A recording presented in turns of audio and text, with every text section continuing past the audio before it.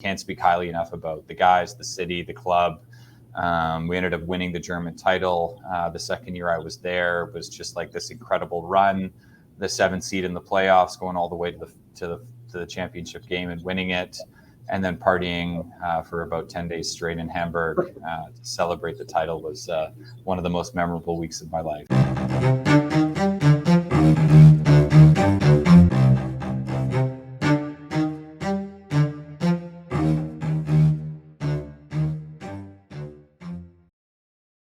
Welcome to episode 127 of The Route, presented by White Whale Marketing.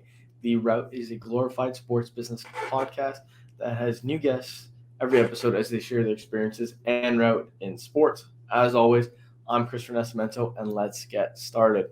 Before we get into today's guest, just a couple things to cover as usual. First off, if you haven't already, check us out on social media. If you see here via video, it says The Route. Underneath that, it says at The Route Sports. So that's on LinkedIn, Twitter, Facebook, Instagram, TikTok. If there's anything else, it's all at The Route Sports. So you can check us out there.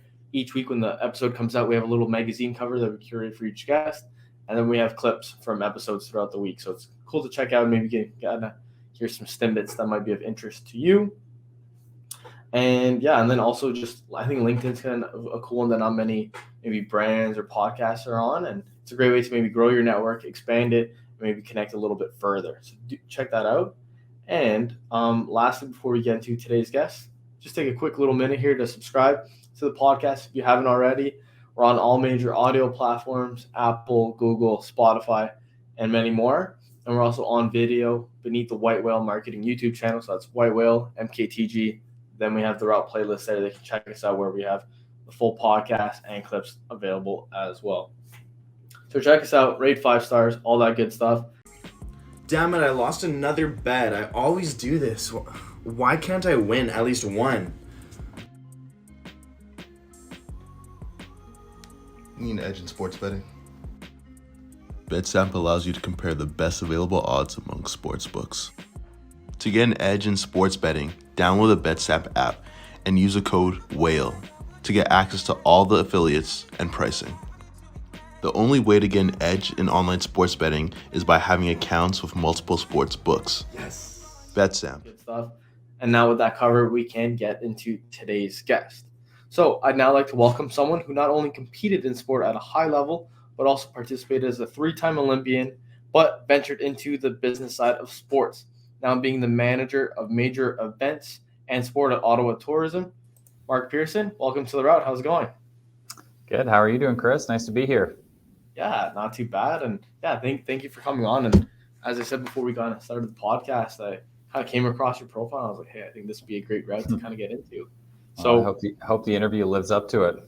Yeah. But I know so. I know it will for sure. So I guess with that said, you mind maybe taking us through your route. So where did it begin? How did you maybe get involved in sport? And how did you end up here today? Yeah, I mean, I'm a West Coast kid, born and raised in Vancouver, born in North Vancouver. My parents are immigrants, English and Irish. What I've learned as I've moved to Ottawa somewhat recently is that out west, the sport calendar for kids is a little bit different. So growing up in Vancouver in the fall, winter, your choices were generally soccer and ice hockey, and I certainly loved both of those. But in the spring, summer, unlike Ottawa, where, again, I guess soccer gets played out west, and especially in Vancouver, there's quite a hub of field hockey.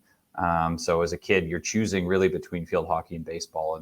And my parents, being immigrants and not really knowing anything about baseball, suggested that I pick up field hockey. So, I mean, a pretty standard, I suppose, West Coast upbringing. Really a love of sport. Pavel Bure was the iconic Vancouver Canuck that really captured the attention of really the entire province, but especially a youngster like myself. So again, just grew to love ice hockey, grew to love the Vancouver Canucks. And then in reality, as I grew older, really just grew to love the sport of field hockey, which came to give me so much in my life. So that's probably my humble beginnings there in Vancouver. Is that something where you ever maybe kind of, when it started to begin, were you ever maybe interested, I want to try baseball, or, hey, I've never really seen field hockey on TV, or is that something where like, I'll try it, it seems fun? It's funny you mentioned that. There was one year when I was, I guess, about 13 that I decided all of my friends were playing baseball and I was the only kid that was playing field hockey out of my friend group. And I said, well, Mom, I want to do what my friends are doing. So I actually gave up field hockey for a year, but quickly realized that it wasn't the sport for me. It was first year pitching. So maybe it was a little bit younger, to be honest. But I don't know if you played baseball, Chris, but first year pitching is just full of wild pitches because no one can really hit the ball because no one can actually pitch it over the strike zone. So I quickly went back to field hockey and realized just how much I missed it and how much I love the sport. But yeah, there was a moment there where I thought maybe maybe baseball was the sport for me. But I quickly realized that no, I really did love field hockey. And then as I got older, as I mentioned earlier, it kind of gave me a lot in my life. Yeah, for sure. And I kind of have a similar experience with sports. I didn't play baseball. Both my parents are Portuguese immigrants. So soccer was what I was playing as a kid. And I don't know how I got involved in hockey. I know my dad was a fan growing up, so I ended up playing. So I got lucky there. But no, I never tried going at bat. But no, that's awesome stuff. And I guess that kind of continued, right? You kind of continued playing as a kid, kind of grew older. Do you mind maybe even kind of sharing what it's like to develop, and let's say the field hockey system within Canada? Because obviously I think a lot of people are maybe aware of how baseball, soccer, the hockey system is. What is it like for field hockey? Is there a travel team? Yeah. It's funny. It's a sport that's small enough that I guess it's not that many people know much about it, but big enough that, everyone maybe played it in high school or had a friend or girlfriend or something that picked up a stick. It's obviously a much more popular sport for girls. I would say east of the Rocky Mountains, there's a very few boys that play. On the West Coast, for whatever reason, weather probably, facilities for sure, the sport is much more popular. So, growing up in Vancouver, the regions where I lived, whether it was Tawasin or West Vancouver, there were clubs. So each kind of region or municipality had a club. So it was, again, going to the field, playing for that local club. And then as I grew older, it was entering the provincial team setup as a 14-year-old, traveling to Brandon, Manitoba. And that was really the first time I had ever represented a team outside of my local municipality. So I represented British Columbia, playing in the Field Hockey National Championships, playing against Alberta, Ontario, Saskatoba, as it was called then, because there wasn't enough boys from either Saskatchewan or Manitoba. So they created an entirely new province called Saskatoba. But honestly, that was really the moment, I think, as I reflect back, that really convinced me that this was, a sport I really wanted to pursue, because, again, it was my first taste of really, putting on a jersey or putting on a shirt of something other than, the Tawasin Falcons or the West Van Millionaires. So, really, representing my province when I was 13 or 14 at a U16s was, really just a pivotal moment in my life. Yeah, absolutely. And funny enough, how you're saying there, maybe east of the Rockies, it's a little different.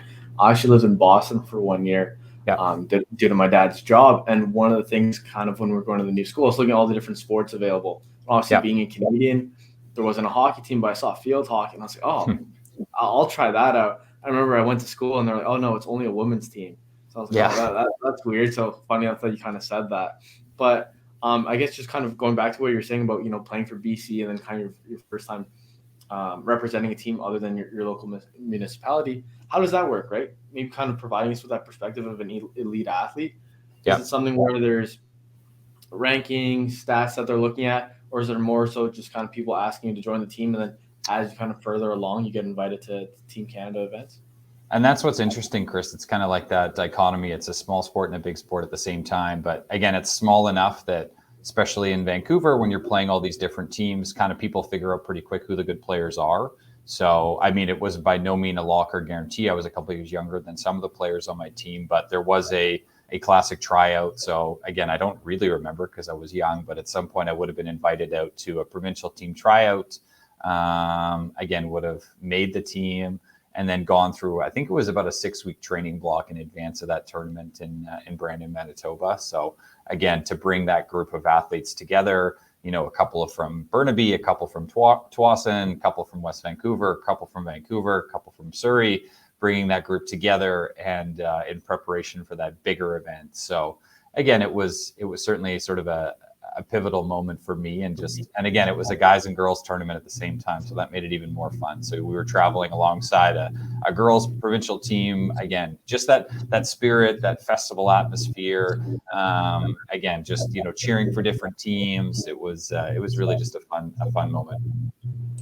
Yeah, no, and just as you're speaking about your time, as a kid, kind of playing and growing up, and you're talking about these tryouts, kind of story just pops in my head where I remember at the end of the season when we had to do tryouts for hockey. I remember there was one time I was 7. They made us get down in our boxers, just skin, and we're doing all these weird tests.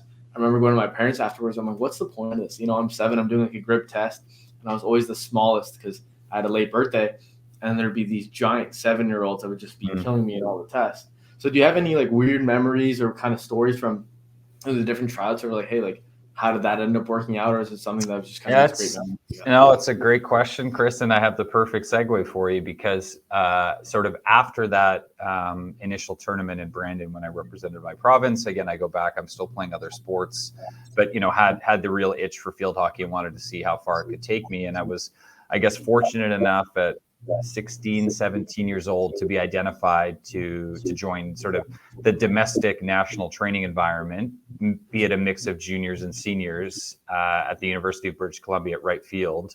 So this was sort of the centralized hub for all the Canadian, I guess, field hockey athletes that were trying to make it or part of the national program. So the national team coach at the time, Gene Muller, had, I guess, seen me play and had invited me out, and just to see if I could, I guess, maybe hack it for a couple of weeks at training with the junior national team, mix of junior and senior guys. And I don't have the clearest memories, but I know my parents have told me the story. But when I was invited out there, Gene sort of said, okay, go for a jog. He kind of watched me warm up. It was just me and him, the national team coach.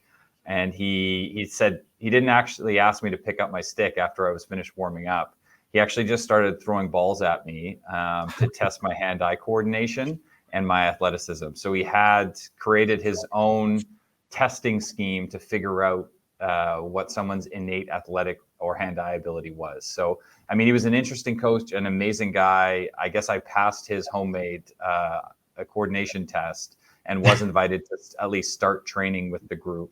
But looking back, it was certainly a weird moment and probably something that's pretty atypical. But again, he was a great guy, an amazing coach, and a pretty influential figure to sort of help me to develop into the player that I became. Yeah, that's funny how kind of these stories just transpire as someone plays sports throughout their career. Where like I didn't play hockey that much longer, right? But that one moment of that one specific training where I was freezing in my underwear, kind of doing all these weird tests. I'm like, I'm never gonna forget that because I didn't understand it all. But no, that's very interesting. As you said, you obviously did well. You made the team. And how did it transpire from there, right? Is it something where you went on to play, university? How did things kind of transpire from there where obviously you got to further your career?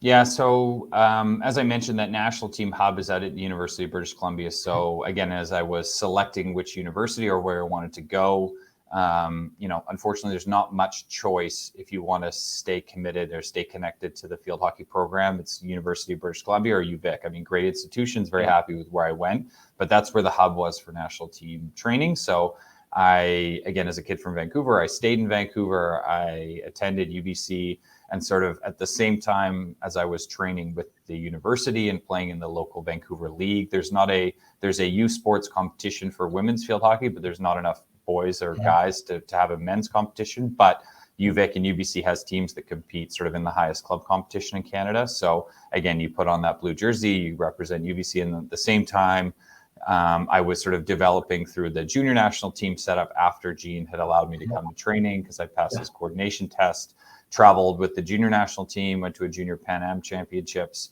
and then graduated. We had Scotland come to town in, God, I'm going to date myself, 2005. And that was my first cap with Canada, cap like a rugby cap, same idea. First game with the Canadian men's team. So it was on home soil. It was very cool. I can remember not having any clue what I was doing. I was quite young. I was 18 or 19 at the time. And again, this was under the tutelage of Gene Muller, who brought me into that sort of national team setup. So I'd say it was quite quick. Again, that sort of 17, 18, 19, it was, leaving club, getting into the junior team setup, and then quite quickly graduating to sort of university hockey and then international hockey. Yeah, no, that's very interesting because I actually have a friend of mine whose younger brother played field hockey at a high level, and I think he ended up There you going go. to I told you everyone's got a story about field hockey, Chris. It's just big enough that everyone knows someone. So exactly. And as you just kind of tell me once that his brother was going to the Netherlands, I was like, oh wow, like I didn't know that he'd have to go travel like that to, I guess, kind of stay competitive. What his process was. But is that something where you had that? I know you're saying UBC or UBIC. Did you ever maybe kind of consider, I don't know, maybe going to the States or going to Europe as well, like my friend's brother? Or is it more so, hey, like, this is the system I'm in, and that's how I'm going to go about it? So for girls, this is a huge choice that they have to make because as I mentioned, there's U Sport, there's 6 or 8 really competitive schools that have university programs in Canada, and then there's also the opportunity to choose, let's say, 40 Division I schools in the United States that have really high quality women's programs and scholarship dollars to burn. So I know some of the girls that I've coached have really struggled and grappled with that choice. Where do I go? Do I stay home? Do I go abroad? For me, it wasn't really an option. Like it really, Vancouver was a clear winner, just the proximity to national team training. But after I did graduate university, I went and played overseas in Germany, lived there for a couple of years in Hamburg, and then ended up going back a few years later to play in Belgium for a year in the professional league there, just because the quality of play is much, much higher. And so for me, it was a really great, I think, opportunity for me to grow as a person. I was 22, 23 years old, and really to grow as a player. I trained hard. But in Canada, especially in the men's side, you can become a big fish in a small pond. And for you to really test yourself as an athlete, I think it's really important to go and find the right moments to find that bigger pond, to challenge yourself day in, day out against, a consistent, better opposition. Not to say that there's not amazing players in Canada, but just the quality of trainings are higher. And in that club system there, just because there's so many better players overseas. Yeah, no, that makes a lot of sense. And I guess just kind of continue on with your pro career before we get into maybe the more business side of things. What was that like representing Team Canada, then also being, a pro athlete in Europe? Do you mind maybe sharing those experiences with us prior to switching over? Yeah, it's hard. I mean, you have to have a supportive club in the same way I was playing on the national team and had actually supportive employers here in Canada. That was later in my career after I'd finished doing the pro circuit. But, you have contracts that have carve outs to allow you to compete with the national team, because it's not unlike international soccer, where FIFA's calendar is closely coordinated with like the EPL as an example, although there is tension there. In field hockey, the German league may not, like the German national team is likely playing in different tournaments than the Canadian team is. Like we do play in, Olympic Games together, the World Cup together, but the European Championship might be at a different time than a Pan Am Championship. So, they generally schedule their league around, the events that the German national team is competing in. And so for me as a Canadian, I'm coming in and there's sort of extra allowances that they have to make, because there might be chances, or there might be times when, I have to travel and meet the team in Argentina, or I have to travel and meet the team in South Africa. So, for the couple of years I was there was moments when that would happen. But honestly, can't speak highly enough about the guys, the city, the club. We ended up winning the German title. The second year I was there was just like this incredible run, the 7th seed in the playoffs, going all the way to the championship game and winning it, and then partying for about 10 days straight in Hamburg to celebrate the title was one of the most memorable weeks of my life. So it was. Yeah, only great memories. And, it's just, as I mentioned earlier, just a really amazing way to kind of test yourself as an athlete. And it's a different type of challenge when you're getting, I guess, remunerated by in a professional setting versus sort of like karting or type of amateur sport, the support that we get here as an athlete in Canada. Yeah, no, for sure. And just kind of what you're stating there about that championship run. And I know I had a guest once on the podcast, and they're talking about, working in sports in Europe. And it's obviously very different. Two different places within the world, but they're just talking about how relegation was kind of affecting the business side, where the whole office was there, they're all cheering for the team, because if they lost, everyone got fired. So kind of a similar thing, where it's much different than in Canada, where whether it's field hockey, whether it's relegation, whether it's different, I'm sure it's kind of a crazy experience just to kind of go through. And the last question I have, You kind of touched on your last question I had before getting to the business side of things.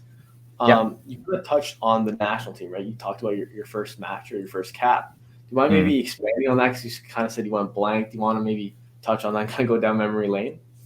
Well, it's just, I mean, in Canada, especially as a youngster, the games that you play as a, 16, 17, 18-year-old in the club system, it's just so far below the standard of international field hockey. So Yeah. the speed of the game, the quickness of the athletes, the skill of the athletes, you know, I tell if I had teammates that I played with that were younger than me, I always knew it was going to take them 20, 30, 40 games just to get up to the speed of the game, because there's nothing that really can replicate it. So that's one of the reasons why, it pays for the Canadian team to have players that stick around to help kind of usher in the younger players below. Other countries, the players are able to come into the national team setup much more willing and ready to make an impact, because they are used to playing at that higher level as they grow up. So we just don't have the numbers in our sport. So it just takes time. So, again, you're excited, you have all this energy, you have all this emotion, you're playing, at home against Scotland. My granddad's from Scotland. There was it was a great moment, but again, once the pushback goes and the game starts, everything feels like it's in fast forward, and you're barely keeping above water. So I do know that within like 5 minutes, I had this amazing chance at the far post.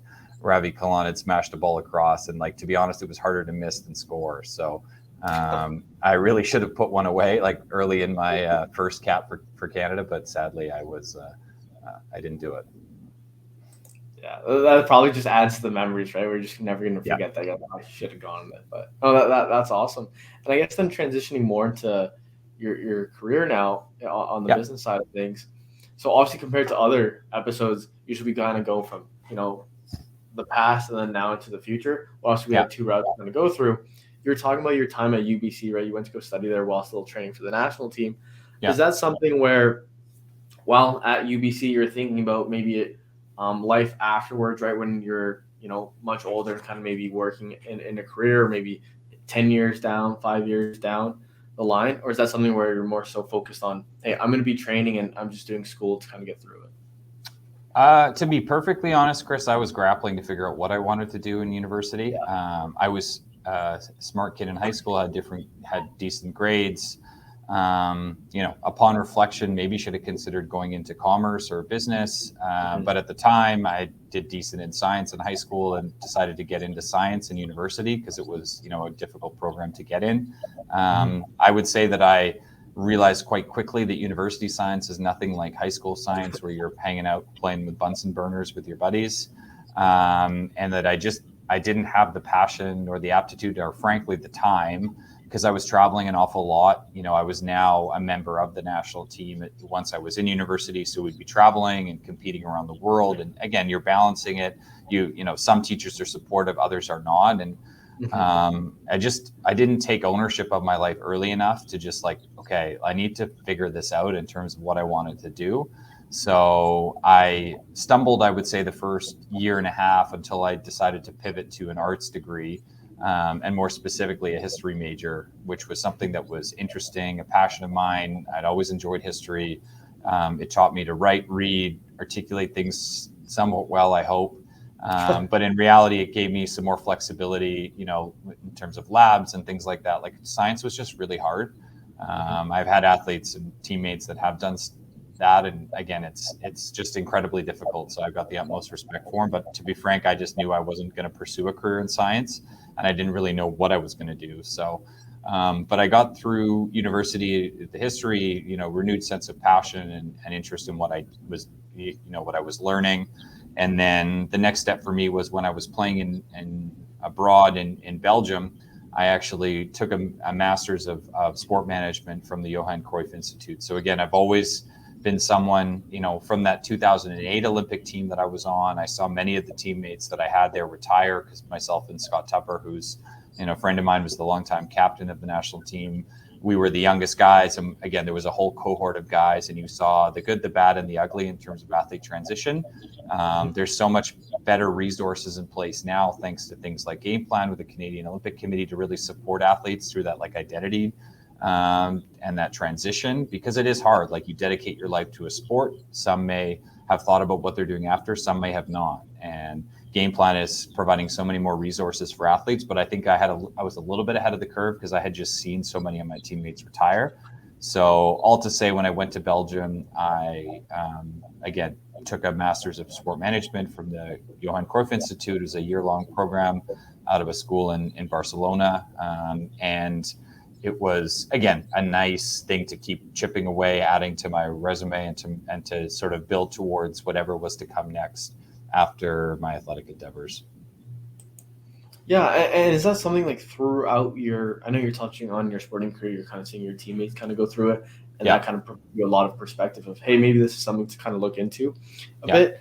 But after you finish at UBC and you're looking at that international master's program within sport, is that something that you knew, hey, I'm so passionate about sports, maybe this is a field I should get into? Or was it just someone you knew that went to the school and you heard good reviews about it? How did you kind of land on that university then? I knew someone had done a master's in coaching from that same university while living in Europe. And to be honest, I have an intense passion for sport. It's been such a big part of my life. And frankly, the network I had built through sport, whether attending, Commonwealth Games, Olympic Games, being around the sport community in Vancouver, volunteering with an organization like Kids Sport, which is an amazing nonprofit that helps to support young kids and give them the opportunity to actually just compete in sport. I guess I just built a network and figured that at some point I was going to have to try and leverage and tap that network, and that, again, at least showing the initiative and showing that I was still, again, committed to developing myself as a human being outside of just an athlete, I think hopefully would help me to, find my foot in the door somewhere after I was finished competing. Yeah, and then I guess building on that as well, you were touching on the transitions you saw of teammates. What was your transition like? Obviously, you're referring to your master's program, Game Plan, but what was it like for you? So in advance of the Rio Olympics, I knew I was considering a number of different options. At one point, I thought I might go back to Europe. I'd reached out to a couple of clubs to see, what that might look like, to see what the contracts might look like. But then I really decided, maybe I'm just postponing the inevitable. What was I in 2016? I was 27, 28, 29. I was looking to, okay, what's going to come next? I'd moved back to Vancouver just prior to Rio, after we'd qualified, where I was living in Belgium. So I just finished this master's program. So I said, okay, let's kick some tires here. Let's see, and one of the things I had done through the master's was to try and develop a business plan for sort of a marketing sponsorship activation agency to really put like the pillars in place. And, one of the organizations that I had sort of looked to in my research was TTG Partnerships Torque Strategies, which was an agency in Vancouver. And again, I just started sending an outreach. Andrea Shaw, who's the chief exec, and she was formerly with Vanoc. She's a legend in the sponsorship marketing world in Canada. Her daughter had played field hockey, so I had got her email address from a friend of mine in the club, and I'd sent her like 2 emails that went unresponded to. And then finally I was like, okay, I'm going to shoot my shot here, and sent her a third shot. And she agreed to meet with me. And I'll never forget, I go in to sit down in the foyer of the office down in Gastown. And as I'm sitting there waiting to meet with Andrea for 20 minutes, a lady walks by named Auburn Sigurdsson, who I had known through CSI Pacific. And so it's just classic small world connection. She is, I guess at that time, probably the director of brand at Torque Strategies. And we instantly clicked. She saw me, we kind of, locked eyes. She went to the bathroom, came back, and we started chatting. We realized, how we knew each other. And then again, as Andrea comes out to sort of greet me, she sees me connecting with. So it was just sort of that third party validation, I think. And then I think had a great conversation with Andrea, and then reached out to Auburn. We connected for coffee, and it was just sort of one of these organic things that steamrolled. So, I have only, Auburn, Andrea, Bart, the senior execs at Torque TTG to thank for like taking a chance on me. And in fact, the day of opening ceremonies for the Rio Olympics, they sent me my sort of acceptance letter for an internship that was to start in September of that year. So we'd had some conversations. Yeah, there's might be an internship opportunity. And so there I was, about 3 or 4 weeks after my second Olympics, grabbing coffee, although I didn't need to grab coffee, but I said, I'm the intern. I'm going to make sure I grab coffee for everyone. Grabbing coffee at Torque TTG HQ in Gastown in Vancouver. Yeah, and it's crazy to think just how important those warm connections or those warm leads are, right? Where if someone gives you that stamp of approval, they're like, you know what, I will have a conversation with Chris or Mark or so on and so forth, just because, hey, like if this person is willing to say, hey, this is a good person, this is someone you should speak with, it goes a long way. And the sports industry, as you're saying, is so small. Obviously, from there, you're saying how you got that opportunity, kind of started growing from there. What was that like? And then how did you transition to your next few roles from there? Agency life is great. Everyone should work at agency. We were very closely connected to the Canada Sevens rugby event, which has become like a real fixture on the Canadian sporting event calendar. They actually also shared our office space, so we got to know the Canada Sevens team. And then again, Torque I was an intern at Torque, which was more the sponsorship strategy side. And again, it just taught me some amazing skills. I got to kind of learn from some great people, very professional, how to present yourself, how to present ideas, how to activate sponsorships, how to think about activating sponsorships, how to support marketing initiatives for an event like Canada Sevens.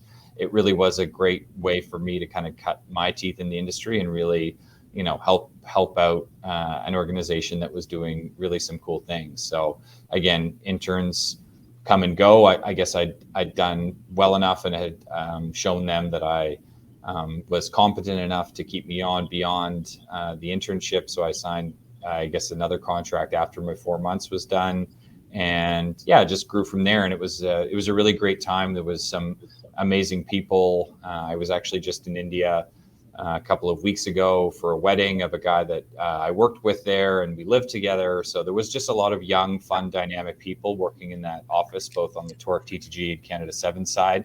So it was a really great time in my life, and spent a couple of years there. And again, only look back fondly on what that experience was for me. Yeah, and then did you ever have any? I know maybe I should ask this earlier. Did you ever have any crossover when you were playing professionally and with Team Canada and also working? Yeah, so that was the other thing, was they were supportive of me. So I had extra unpaid leave. So they weren't paying me when I was gone. I mean, I had the normal vacation, but I was still, I wanted to play for another quad. So I wanted to try I wasn't ready with hockey. I wanted to keep playing, but I also knew that I needed to start working. And to be honest, Vancouver's an expensive city. I do a little bit of coaching here and there, and there's the karting money that comes from the government, but it's which is great, but it's not enough to live off in a city like Vancouver. So I knew I needed to start working. So again, I certainly appreciated. They get it, they understood it. Like, it was a bunch of ex-Vanoc folks that worked there, so they understood the Olympic movement, and they were supportive of me, and worked around at times my busy schedule. But I remember, God, there was some days and I look back now and I'm like, I don't know how I did it. Like we would train 6:30 to 8:30 or 9 in West Vancouver, which is about probably a half an hour drive from where our offices were. This was the national team, but I would get up at probably around 5. I would get to training before 6:30. So I would start my training at 6 because I needed to be done at 8. So I would duck out of training 10 or 15 minutes early to then get into a car, drive downtown, be ready to go, showered for work at 9. I'd work all day, and then I would coach 7 to 10. So I would go straight from work to coaching, and then coach 7 to 10. So I was that was my day, like 2 or 3 days a week. So it was a hectic period, but I look back and I loved it. So it's what you do when you've got lots of energy when you're in your 20s. Yeah, no, for sure. Some of the stories we just hear from different guests on the podcast, where one that kind of comes to mind too is where they had 2 jobs, but they're in different cities. One was in Kingston, one was in Toronto. So they'd finish and then kind of sleep on the train overnight and then start work the next day. And just stories like that just blow my mind, where even just what you're saying there too, right? Just waking up at 5, finishing practice. And then I'm sure you didn't get to bed until almost midnight every night, so you're almost Yeah. sleeping on 5 hours a night, which is Yeah, it was crazy. deadly. But yeah, that's crazy. So then, how did things transpire from there? Having your LinkedIn pulled up is always a good thing to kind of follow for these kind of career conversations. It shows you go to another company afterwards. Was that something where it was a connection you made, someone you knew? I know you said you met a lot of people. Yeah, so it was a really interesting conversation. It was another guy in my network named Gary Boddington, who is a serial tech entrepreneur and also a Olympic field hockey player. And so I had coached his kid. I'd come into his orbit. He's just an incredible guy, strategic thinker, had some big successes, had sold businesses, had some failures. He'd be the first to admit, but really his passion was to try and stand up an organization, a sport technology company that was bringing blockchain solutions to the sport marketplace for the first time. It's funny, timing is everything. I think he was ahead of his time in the same way that there was like bookstore companies that tried to make a go of it in the first tech run in the late 90s, early 2000s, and they didn't work. And then Amazon shows up and then, becomes the biggest company in the world. Like, I think we had some amazing ideas, but we weren't, and he has pivoted and he's still trucking along with some of the same ideas, but it was just a really interesting opportunity for me to try and learn and engage a little bit more on the technology side and to really help try and build a business. So there was some really cool people, Ray Walia, Danny Boyd, she was an Olympic sailor herself. She was our marketing copywriting whiz. Tyler Wilson, who was at the Vancouver Whitecaps for a number of years, and the BC Lions as sort of a partnerships rev gen guy. Like, again, we had this great group of people really trying to bring some really cool ideas to the sport ecosystem. And again, we just, to be honest, rented a runway. Like, it's just, this is something that happens in sports, in tech. You need to find funding in the right moments and, get your product market fit at the right time. And we never really nailed it down. But I mean, I really thank him for that opportunity to try to, help grow something and build something from scratch. So, it was, I guess you would call it a somewhat failure, but, in reality for me, it was an incredible opportunity to learn and to try and build something and do something a little bit unique that was different than what I had been doing on the agency side in sport. Yeah, and I'm sure I know what you're saying there. It sounds like you're stating it as a failure, but sometimes those failures are where some of the best ideas or some of the best things you end up learning come from, right? So that's incredible. And I guess from there, you said it kind of just ran out of runway. I see here you then went to the Canadian Olympic Committee. Yeah. I'm assuming that's also kind of connections, kind of figuring out how those transpire. Because a lot of our listeners are, let's say, in that 20s age range, right, where they finish university, maybe looking to kind of take on that next position after their first one. So how do these different roles come about? I know a lot of it's your connection. So how did that one come about? Yeah, I mean, for sure. I mean, I think we're all only as powerful as our human network. And for me I've always been someone that, does the cold outreaches. Hey, can I grab you a coffee? Can I, grab 10 minutes of your time? Again, I think so long as you're polite about it. So as long as you do your research, I had a friend of mine, she worked at MLSE for a long time, and she'd get lots of people reaching out to her because obviously it's a sexy organization. And she said there'd be times when she'd have kids that would sit across from her, like just fresh out of school, and they wouldn't have done any research on anything. It's just, they're there to kind of get a job or something. They don't even really know why they're there. So make sure you take the time to think about, who you're reaching out to, why, who are they, what do they do? How does that relate to what you're interested in? And so for me, the STG thing, as I say, I use the word failure, certainly wasn't a failure. It was a failure in a sense because the team that was there in that moment had to disband. Gary still moved on, still brought some of these great ideas, and he's still pushing them forward because they are great ideas. We just couldn't get it with that nucleus of people. But what it taught me was this idea of business development, revenue generation, taking those skills and my natural interest in meeting people, to actually, again, trying to sell at the time the tech project. And so for me in Torque, I've been on the strategy side and on the activation side. I hadn't really had any sales focus. And so again, that's sort of the STG experience introduced me to sales. So I tried to find sort of that niche, that mixture of, I guess, sport and sales, which led me to applying for a role in the business development team at the Canadian Olympic Committee. So again, it was quote a step back in title. I went from sort of a manager title to, I guess it was a specialist. I mean, I'm not someone that's really focused on titles, but someone might look at my resume and say, what are you doing? But to be honest, it was an opportunity to work for a brand I cared about, to sell a brand that I cared about, and to, try to support athletes and a movement that I cared about. So, and really to take advantage of those business development skills that I had honed during my year and a bit at STG. Yeah, and there's like two things that you said that I think are super important that I kind of want to drill down on. First off, is in regards to cold outreach. I think those are super important, maybe even for our listeners, kind of maybe you can share some tips and advice you have in regards to that. But even just in regards to that position at the COC, right, where you're saying some people, if they looked at that, they view it as a step back. But then you're saying how important it was for, working with an athlete, a brand you cared about, X, Y, Z. So do you mind maybe touching on both those things where sometimes it's not about the superficial title, or even if it's, different things like that, if you can maybe just expand on that, because I think. Yeah, no, it's about the fit, really. Like it doesn't mean you should always work for something you are passionate about, but if it's a movement you care about, if you have the skills, I had developed skills that I knew would make me, it wasn't just a total, total pivot entirely, although some people look to do that as well. But I had built towards it. Like I had the sponsorship activation and strategy background. I had the sales background. Like I had an interesting mix of characteristics that made me, I think, an appealing candidate to work there. And, again, I obviously had the Olympic experience and cared deeply about the brand and supporting athletes. So I could speak competently and confidently about that. So, follow your dreams for sure, but also build the skills that are going to make you an attractive candidate to, help you get your foot in the door, I suppose. And then with respect to cold outreach, I mean, I kind of alluded to it. I think what's really important is that you just do your research, like do a little sleuthing online.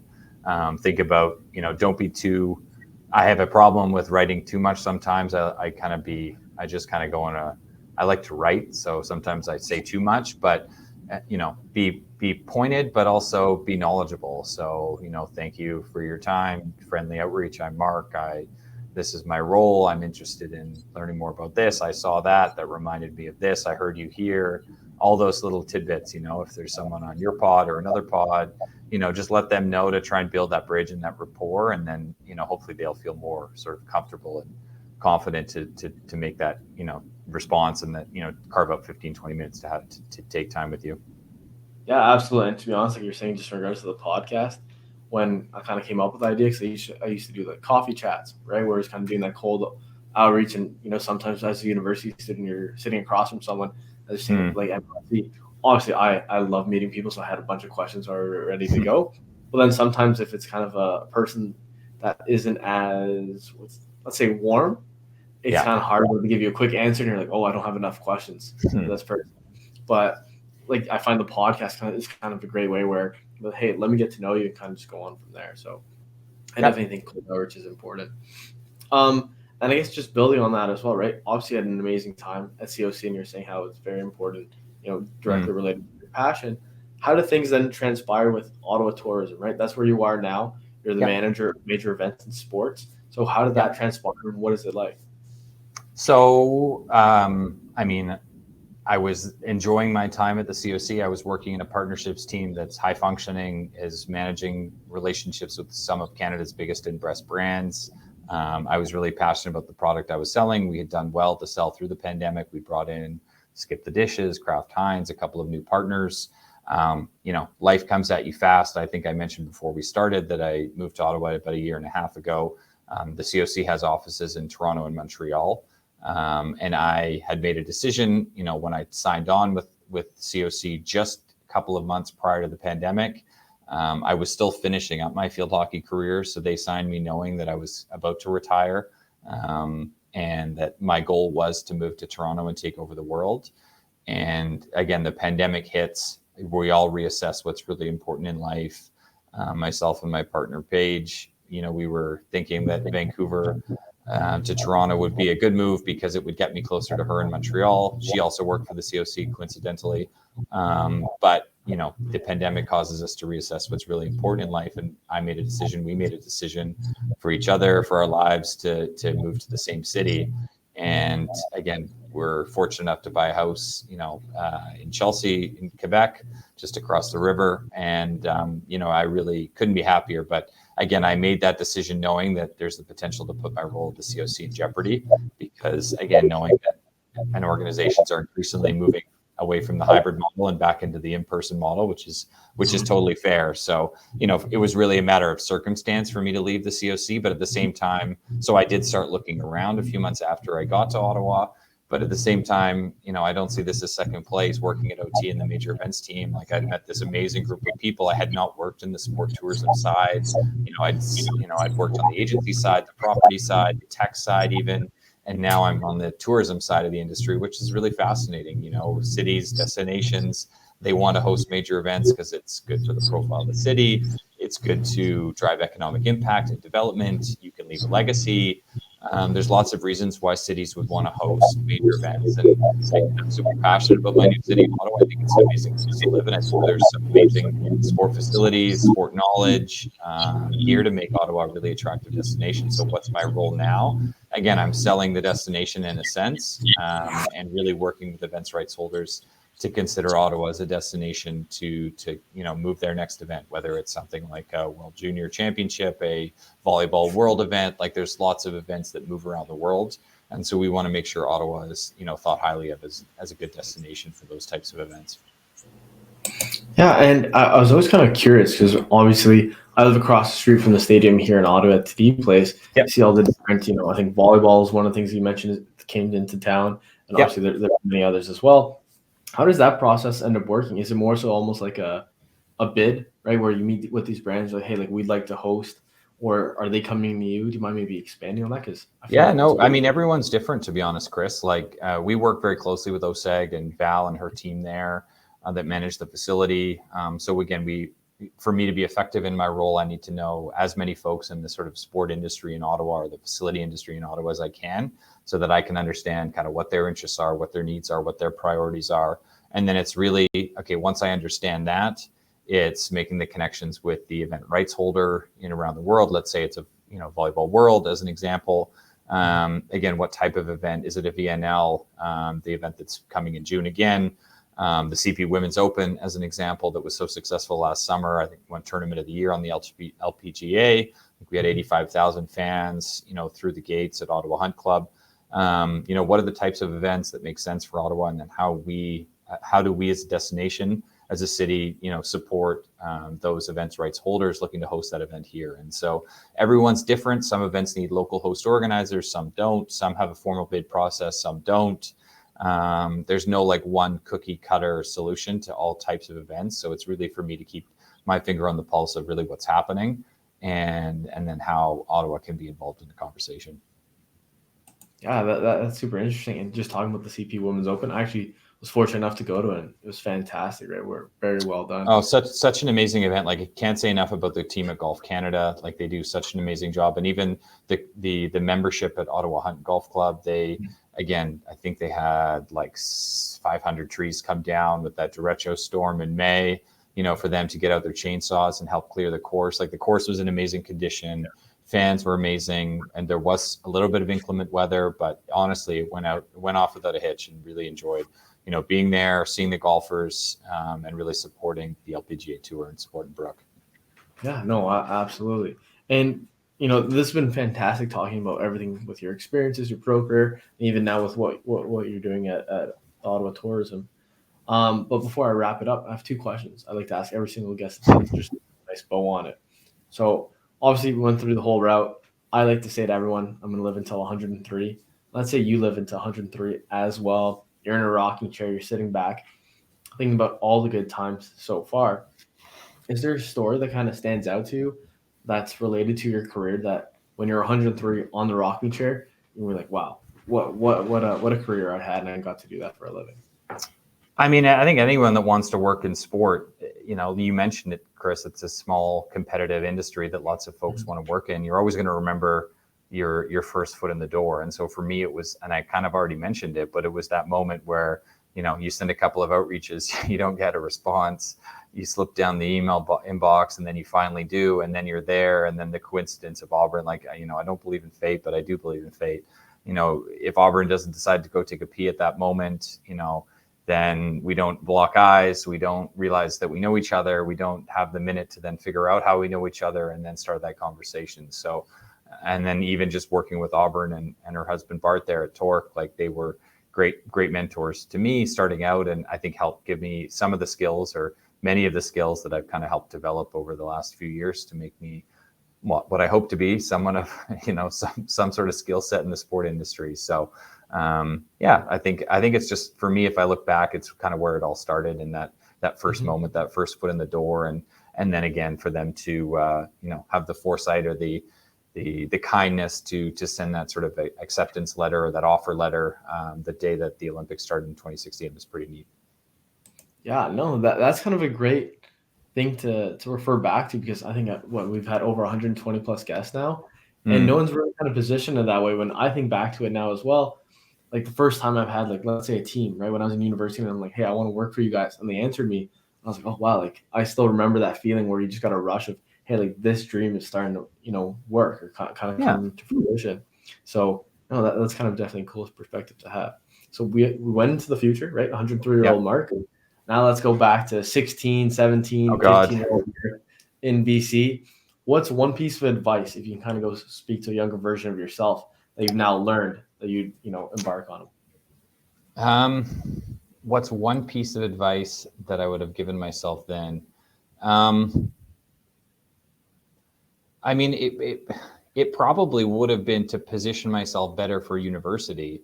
Knowing now what I didn't seem to know then was, again, I sort of, as I mentioned, fumbled my way through the first year and a half of university, and I'm probably not the only person to do that.